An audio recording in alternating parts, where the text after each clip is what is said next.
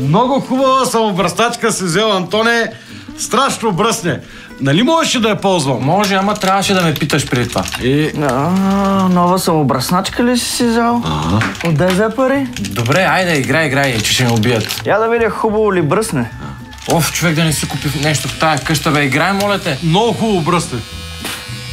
Абе, да я беше почистил. Чакай малко.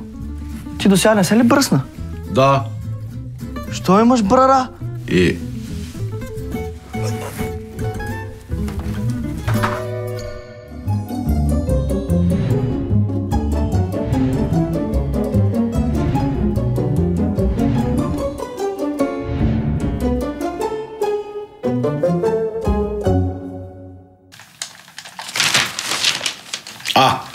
Ето. И тук пише за тези покемони. Брачет, какво ето и покемон, бе? Излизаш с телефона на улицата и те са си там. И си ги фащаш. Чакай. Като проститутки? Не точно. На проститутките им даваш пари, а от покемоните даже можеш да вземеш. Наистина ли? Ама много трудно. Първо трябва да наловиш много редки покемони. Там да ходиш на кънда-мънда в дивия и после да си продадеш акаунта за бая пари. Аз моите ще ги хвана много бързо. Нали съм бил 7 по ориентиране? И чак 7? Аз до последно бях 2, обаче малко се поизгубих накрая. Антоне, имате ли тая игра да ми я покажете на телевизора? Не, бе, бат Велко, тя е на смартфон. Сега на стари години смартфон ще ме карат да си купувам.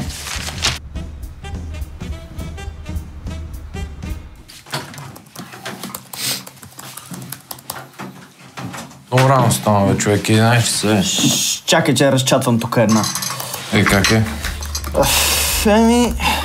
Няма никакви снимки от морето. Отговаря само с една дума. Пост на работа. А ти с Лили какво направи?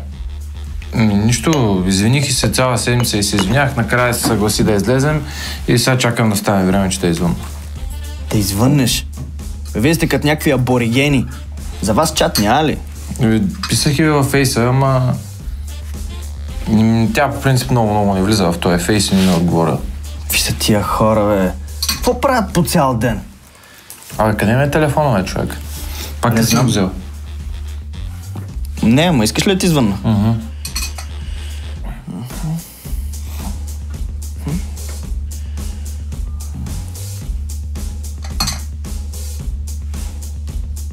Затвори ми. Що ми затваряш? Как ще затворя, бе? Чуваш ли нещо? Не. Именно, много е тихо. Знаеш ли що? Защото Велко го няма. И телефона ми го няма, бе, човек. Оп. Къде ще бягаш, бе? Сега ще хвана.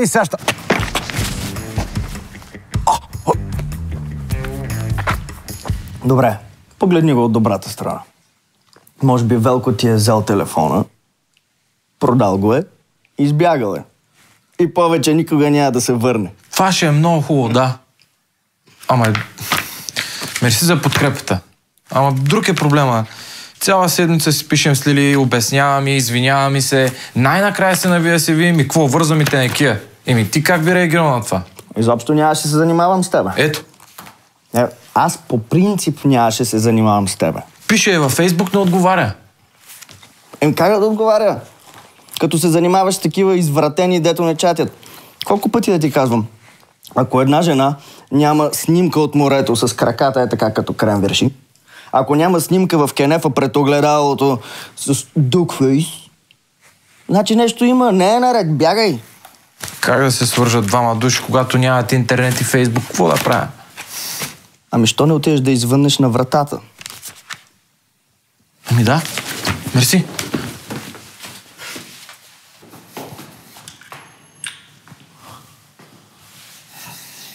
Какво, не отваря ли?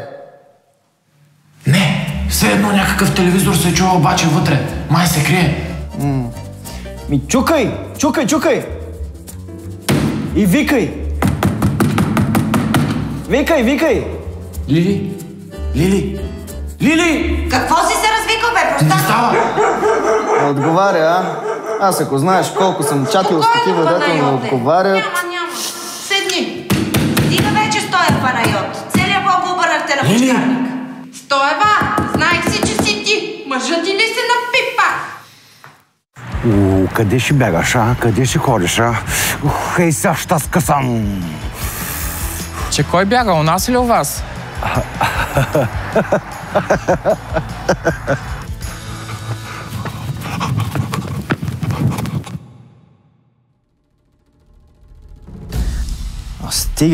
Стига го мисли. Ето, минаха 100 часа. Накрая сега какво? Пак няма да се видим. Изключен ми е телефона, как да обясня? Няма, свърши край, ето го. Какъв край? Добре, какво толкова щеше да стане, ако се бяхте срещнали? Не знам, щяхме да пием кафе, най-вероятно. Да, щяхте да пиете кафе. И после пак да пиете кафе. На третия път да отидете на кино. Да. В киното щеше да й хванеш ръката, после да я изпратиш, да се целунете. Нали? Да. Да се целунете. И тя щеше най-вероятно да ти пусне. Еми да. И да бъде супер. Да. Да, след 3 години щяхте да се ожените. Тя щеше да ти роди малка дъщеричка.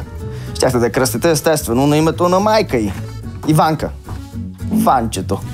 Защо Иванка? Говоря примерно. Ще изтеглите кредит за апартамент. Ще ти се разкаже играта, този кредит да го изплащаш. Баба Ванча ще почне да идва у вас.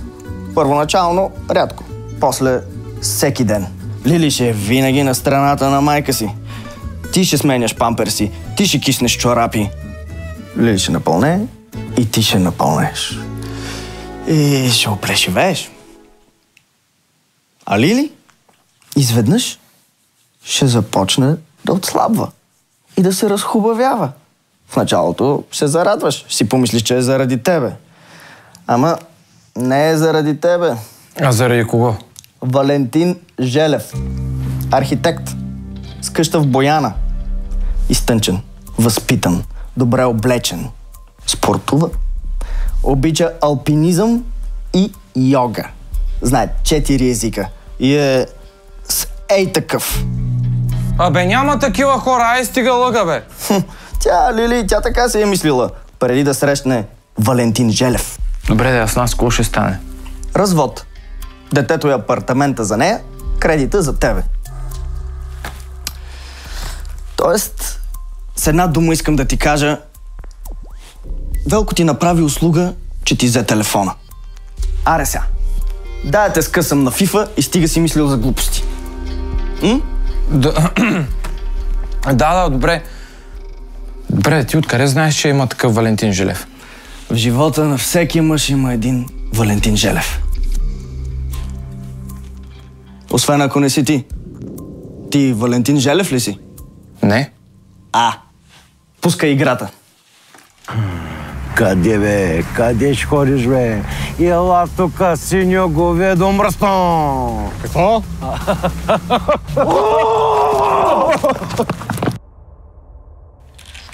Антоне, благодаря за телефона. Нали можеше да го ползвам? Какво стана, бат Велко? Добре ли си? Какво стана? С една дума, това покемоните са бах ти тъпата игра. Ако е полицията, аз не съм вкъщи. Лили, много извинявай, просто... Дойдох да ти се извиня. Супер много съжалявам. Просто залуханата ми приятелка от аеройогата Михайла ми е взела без да иска телефона. Цял ден се опитвам да се свържа с нея, обаче не успях. Имах уговорка и с теб не успях да се свържа. Просто наистина нямаш представа колко е тъпо цял ден да си без телефон.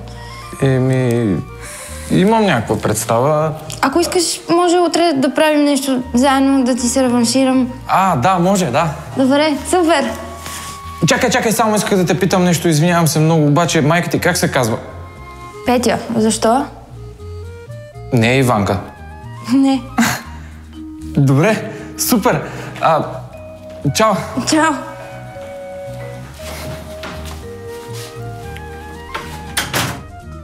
Да... Забравих се. Лили щеше да е винаги на... Люби, люби, люби, люби. Какво каза? Не го плащи така, без това е гадно. Как го пада с...